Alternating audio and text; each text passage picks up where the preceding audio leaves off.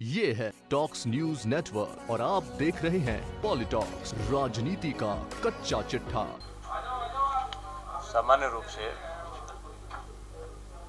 जिन घटक दलों के साथ हमने मिलकर चुनाव लड़ा है,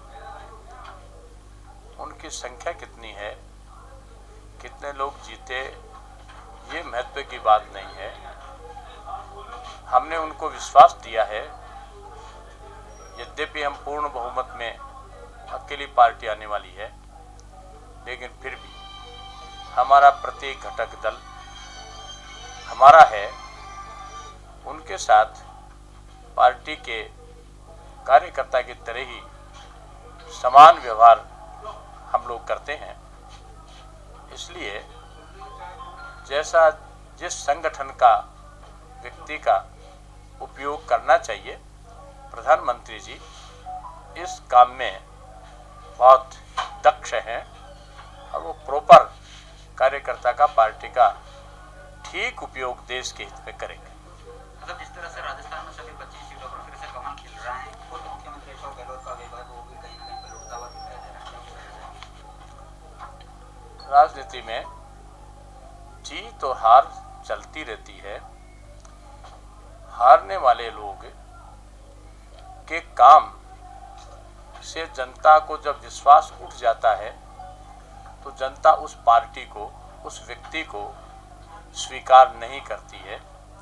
चुनाव एक ऐसा अवसर होता है जब व्यक्ति, आम मतदाता व्यक्ति के बारे में निर्णय करता है, व्यक्ति के साथ पार्टी के बारे में निर्णय करता है, पार्टी के साथ उस पार्टी के शीर्ष नेतृत्व की योग्यताओं पर निर्णय करता है और उसके बाद में अपने मत का प्रयोग करता है।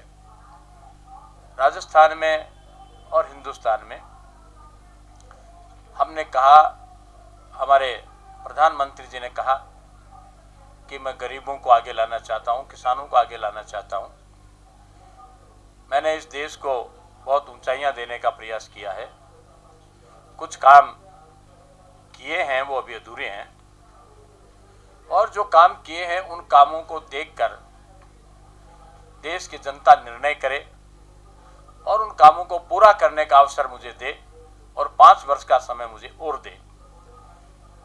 जनता ने उनके कामों को देखा है कि वो एक मजबूत नेता की तरह उभरे हैं और उनमें वो क्षमता है जो देश का अपमान करने वाले लोगों का सफाया कर सकते हैं, चट्टान की तरह खड़े हो सकते हैं और उनके जीवन में, व्यक्तिगत जीवन में किसी प्रकार की ऐसी कोई न्यूनता नहीं है जिसको विपक्ष उभार सकता हो। उन्होंने देश को एक साफ, स्वच्छ छवि वाला मंत्रिमंडल दिया, जिस मंत्रिमंडल के किसी भी व्यक्ति पर किसी प्रकार का विपक्ष आरोप नहीं लगा सका, भ्रष्टाचार ढूंढ नहीं सका। जनता भी चाहती है कि देश का नेतृत्व मजबूत हाथों में हो ताकि देश दुनिया में सर ऊंचा करके चल सके। हम कल्पनाएं तो करते थे कि भारत विश्व गुरु था, सोने की चिड़िया था, लेकिन हमारे लोगों को विश्वास नहीं होता था कि क्या कभी ऐसा था या इतिहास के पन्ने ही रह जाएंगे।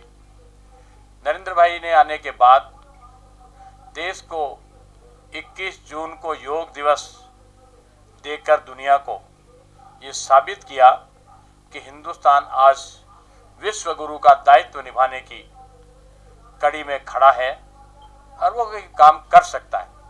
और बहुत बिंदु हैं जो अभी हमको और अचीव करने हैं, और हमने जो कहा था कि तेरा वैभव अमर रहे माँ, हम दिन 4 रहें न रहें, हम रहें या न रहें, लेकिन इस देश का, इस भारत का स्वाभिमान दुनिया में रहना चाहिए।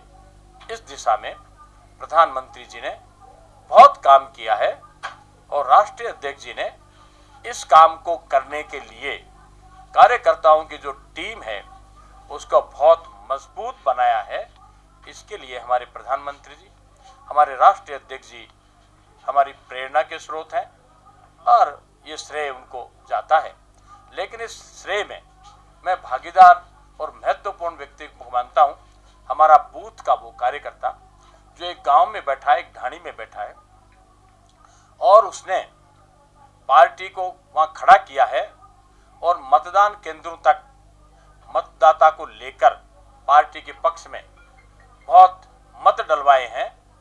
उसकी मेहनत का परिणाम है कि भारतीय जनता पार्टी राजस्थान में सभी 25 सीटों पर आगे चल रही है और देश में भी 350 सीटें एनडीए को आती हुई दिख रही हैं। तो ये मेरे उस बूथ के कार्यकर्ता की देन है। मेरे पास उस कार्यकर्ता को धन्यवाद देने के अलावा ऐसे कोई शब्द नहीं है, लेकिन मेरा मन है कि इस मुकाम तक पार्टी को पहुंचाने में हमारे उस कार्यकर्ता का भी कम योगदान नहीं है। मैं मेरे उन सब कार्यकर्ताओं को नतमस्तक होकर प्रणाम करता हूं और मैं प्रणाम करता हूं कोटि कोटि उन मतदाताओं को जिन्होंने हमारे कार्यकर्ताओं के साथ आकर पार्टी के पक्ष में भारी मतदान किया, जिनका रुझान दिखता है कि 25 की 25 सीट हम जीतेंगे। मैं उन लाखों लाखों मतदाताओं के भी प्रति आभार व्यक्त करता हूं कि उन्होंने इस संकट की घड़ी में देश को मजबूत सरकार देने का फैसला करके मतदान किया। उनके मतदान की भावनाओं को हम निश्चित रूप से सम्मान देंगे और उस एक एक कार्यकर्ता मतदाता के मन की इच्छाओं को पूरा करने की कोशिश करेंगे।